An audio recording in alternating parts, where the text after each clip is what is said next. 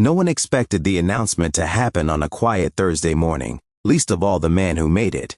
Jonathan Hale stood at the head of his dining room table, sunlight spilling through tall windows onto a life polished by wealth yet dulled by loneliness.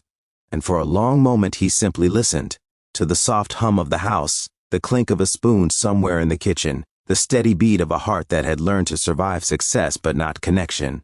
At 48, Jonathan had everything magazines promised would make a man complete: a self-made fortune, a sprawling home on the edge of a quiet American town influence that turned doors into invitations. And yet grief had taken something from him years ago: his wife, his compass, the gentle voice that once reminded him why money mattered only when it moved. That morning, he cleared his throat and placed 4 sleek black cards on the table, each embossed with a single word: unlimited. And 4 women stared back at him, stunned.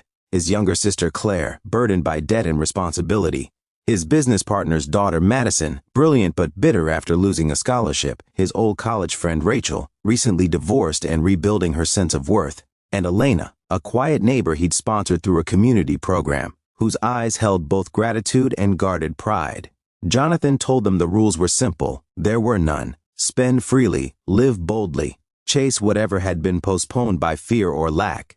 He expected gasps, tears, maybe a hug. What he didn't expect was the maid to pause in the doorway.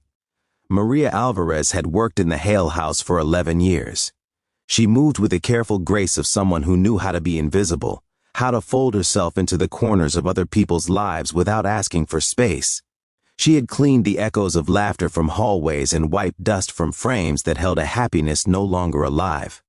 Maria was a widow too, though no one asked, a mother who counted blessings in coins and time, a woman who learned early that dignity could be carried quietly, like a candle protected from the wind. When she heard the word unlimited, something flickered in her chest, not envy, not resentment, but a memory of hope she had learned to tuck away.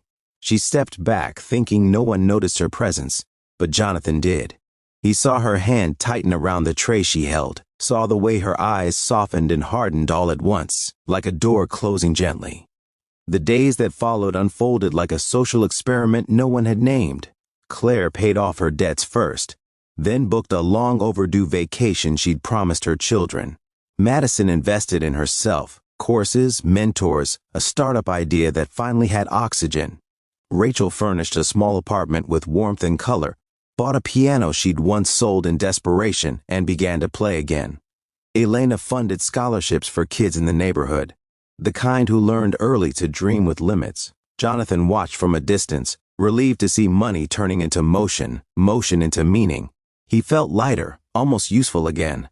But there was an absence he couldn't place, a question he hadn't asked.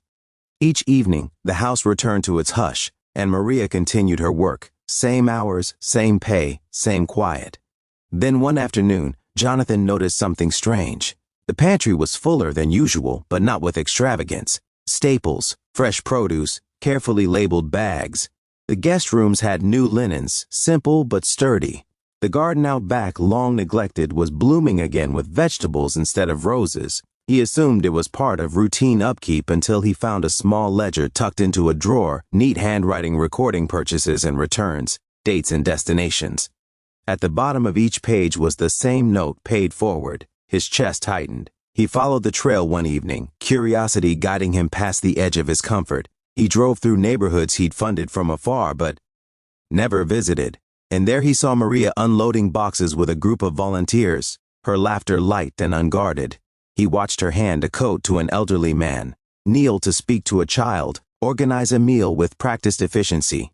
There was no banner, no speech, just work, just care.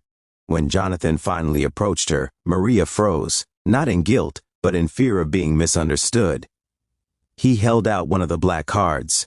"You forgot this," he said gently. Her eyes filled. She shook her head. "It wasn't meant for me, sir." Jonathan swallowed. "Why not?" Maria took a breath, the kind that steadies a truth before it steps into the world.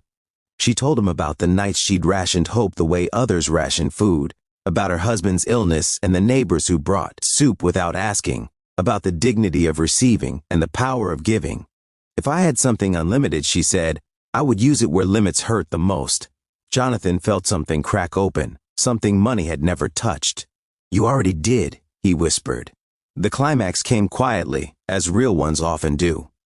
The four women gathered again, expecting a toast or a photo, but Jonathan spoke instead of Maria. He told them what he'd seen, what he'd learned, how generosity wasn't a performance but a posture. Maria tried to leave the room, embarrassed by attention, but Claire stopped her, then Madison, then Rachel, then Elena. One by one they listened. One by one they understood that the gift they'd been given had grown larger by being shared. Without being asked, they slid their cards toward Maria. "Not as charity," Rachel said, "but as partnership." Maria hesitated, then nodded, not because she needed permission, but because she recognized trust when it was offered. The transformation rippled outward. A community kitchen expanded. Scholarships multiplied. A small fund became a safety net. Jonathan didn't become a savior, he became a witness. He learned that wealth is loud when it arrives but powerful when it listens, that the most unlimited thing in any room is the human capacity to care. In the end, the house felt different, alive, purposeful, human. Maria returned to her work, but not to invisibility.